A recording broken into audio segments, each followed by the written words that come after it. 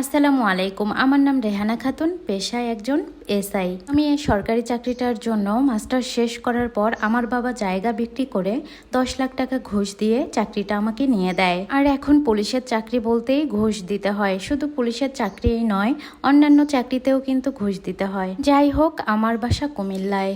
আমার চাকরি হওয়ার পর বিভিন্ন জায়গায় আমার বদলি হয়। আমার বয়স তখন 27 বছর ছিল, কিন্তু আমি অবিবাহিত ছিলাম।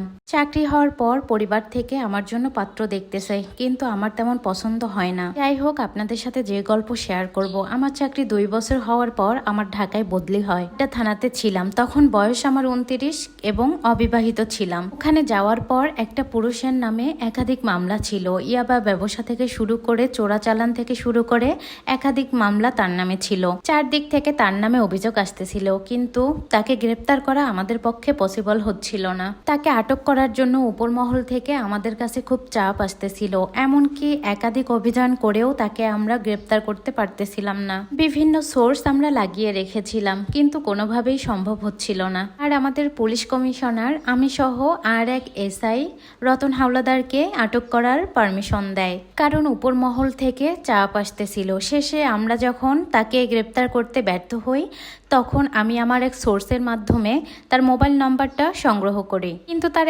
একাধিক মোবাইল নাম্বার হওয়ার কারণে সে কোন সিম ইউজ করে এটা বোঝা দেয়। কিন্তু আমার কাছে তার একটা সিমেরই নাম্বার ছিল। যেদিন নাম্বারটা পাই সেদিন থেকে তাকে কল দেওয়া শুরু করি, কিন্তু নাম্বারটা অফ। এভাবেই 1 মাস কেটে যায়। যখনই কল দিতাম নাম্বার অফ। একদিন রাতের বেলা আমার ঘুম আসতেছিল না, হঠাৎ করে আমি ওই নাম্বারে কল করি। ভাগ্য ভালো, নাম্বারে কলটা ঢুকেছিল। একবার রিং হতেই কল রিসিভ করলো। আমি ভেবে পাচ্ছি না কি বলবো। তখন কান্নার অভিনয় করে বললাম, ভাইয়া কই রে তুই? আব্বা আর নাই দুনিয়ায়, তুই তাড়াতাড়ি বাসায় আয়। হ্যালো, ক্যাডা আপনি? হ্যালো ভাইয়া, আপনি শফিক না? এটা তো শফিকের ফোন। ওপাশ থেকে বলল, এটা শফিকের না, এটা ভুল নাম্বার। হাই হাই, এত রাতে আমরা মাইয়া মানুষ কি তা করবো। ভাইয়া রে, তাড়াতাড়ি বাড়ি আয়, আব্বা আর দুনিয়ায় নাই। তখন লোকটা বলল, ধুর, ভুল নাম্বার। সাথে সাথে লোকটা ফোন কেটে দিল। আমি ওর তাকে রিটার্ন কল করলাম না। আমি বুঝতে পারলাম এই বিষয়টা নিয়ে আমাকে ধৈর্য আর ধীরে ধীরে এগোতে হবে। 3 দিন কেটে গেল। 3 দিন পর এক রাতে সবেমাত্র ডিউটি শেষ করে আমি বাসায় ফিরেছি। বাসায় ফিরে দেখি ওই নাম্বার থেকে আমার ফোনে মিস কল। আমি সাথে সাথে কল ব্যাক করি। উনি ফোনটা ধরলো।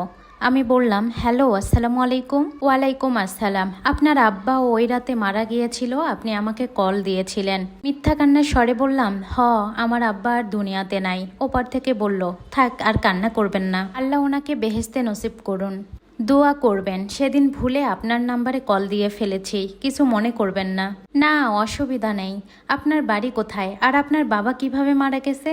আমার বাড়ি নোয়াখালী, আর আব্বার অসুখ আছিল, টাকার অভাবে চিকিৎসা করতে পারিনি।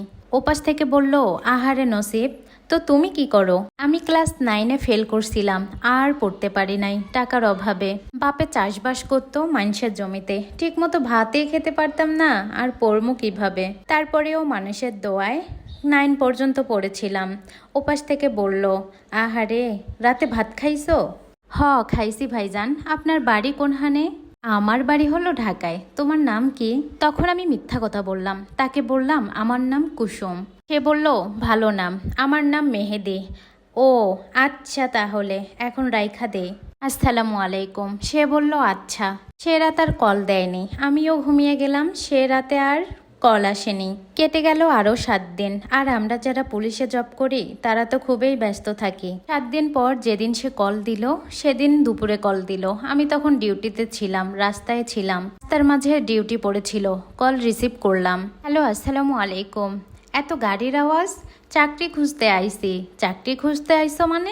আমাদের এখানে সদর হাসপাতালে আয়ার কাজ খুঁজতে আসছি। আসলে আমাদের ডিউটি টাইমে তেমন কথা বলা যায় না। রাতের দিকে আবার ফোন আসলো আমার ফোনে। ফোন রিসিভ করলাম। সে বলল, কি করছো? চাকরি পেয়েছো?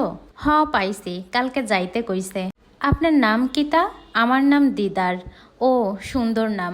আচ্ছা, আপনার ডিউটি কয়টায়? সকাল 6টা থেকে সন্ধ্যা 6টা পর্যন্ত। বেতন কত? বেতন কইছে 1800 দিব।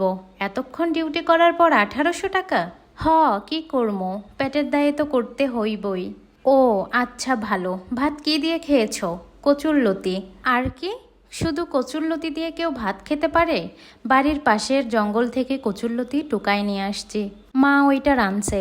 আমরা এত বড়লোক না গো ভাইয়া। সেদিনের মতো কথা শেষ করে কেটে দেই। কেটে যায় এভাবে আরও 15 দিন। জীবন জীবিকায় ব্যস্ত হয়ে পড়ি।